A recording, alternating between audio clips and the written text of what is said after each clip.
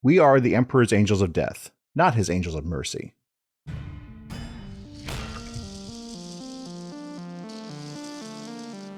Hi, I'm Kevin from Miniatures Rundown. Today we're breaking open 500 Worlds Titus for 40k and picking our top 3 detachments from this mighty tome. Opening the Tesseract Vault at number 3, Pantheon of Woe. This attachment allows you to take powered up Catan shards. In fact, each Necron monster must take its relevant necrodermal binding in order to be mustered into your list, which are the following. Singularity Matrix is given to the Shard of the Deceiver, which increases the cost of stratagems targeting enemy units within 12 inches by 1 CP, which makes the Catan Shard into an incredibly potent disruption piece, making it much more costly for the enemy to deploy its strongest stratagem combos. The small size of the model also makes it relatively easy to hide on a match play battlefield. Quantum Goad is given to the Nightbringer, which allows it to advance in charge.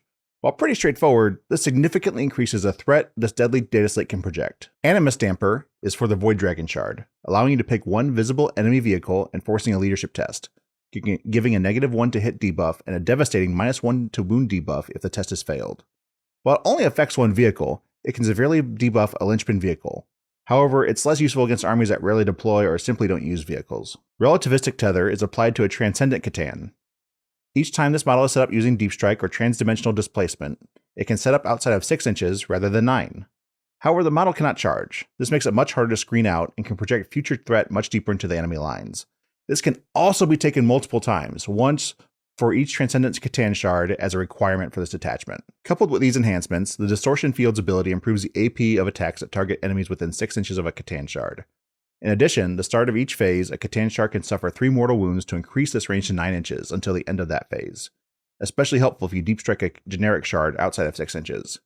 As if that wasn't enough, there are several strats that really caught the attention of the Overlords and Cryptex alike. Molecular Erosion targets a nearby enemy and forces a Battle Shock test at -1, which also inflicts D3+1 mortal wounds if the test is failed. Mass Transmogrification triggers reanimation protocols if a Catan shard destroys an enemy unit, adding another layer of durability to nearby Necrons. Phase Melding forces a falling back unit to take Desperate Escape tests, which is extremely handy with the amount of fallback, shoot, and charge abilities that exist in the game presently. If fielding an army of ancient horrors beyond mortal comprehension is your thing, you'll love the Pantheon of Woe.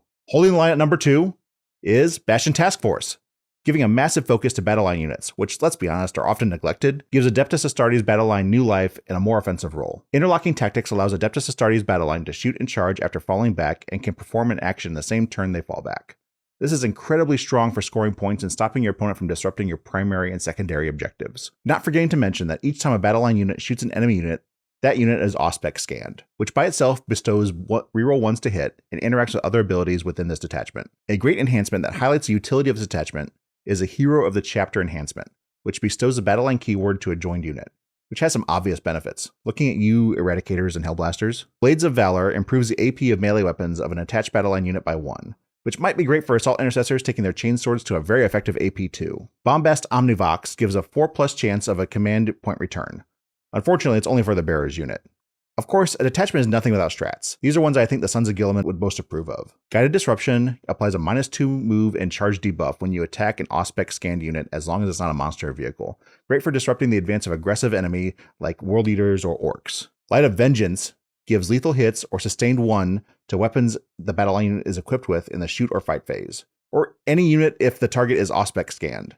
Once again, the buffing the battle line and very easily giving buffs to strong non-battle line units, allowing them to punch way above their weight class. Heresy Undone allows a non-battle line unit to fall back, shoot, and charge, as long as the targets of those attacks are Auspex scanned, giving a non-battle line unit in this attachment many of the benefits of this attachment.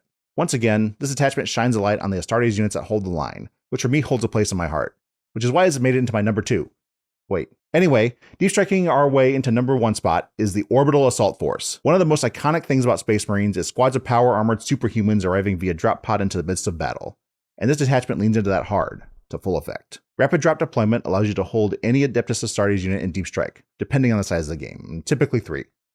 This means you can load up a transport such as an Impulsor or even a Land Raider with Space Marines and deep strike them into the heart of battle. The possibilities are as endless as they are deadly. As if that was not enough, if a unit is set up on the battlefield, that same turn it can reroll wound rolls of 1. If it arrived via drop pod, it also gets a reroll a hit roll of 1. This attachment really wants you to shout death from above at the top of your lungs. Laurels of Thunder is a standout enhancement and allows the Bearer's unit to reroll charges the same turn it was set up. Assault Terminators will love this one trick. Blade Guard veterans, and really anything that wants you to get stuck in fast makes this enhancement hard to pass up.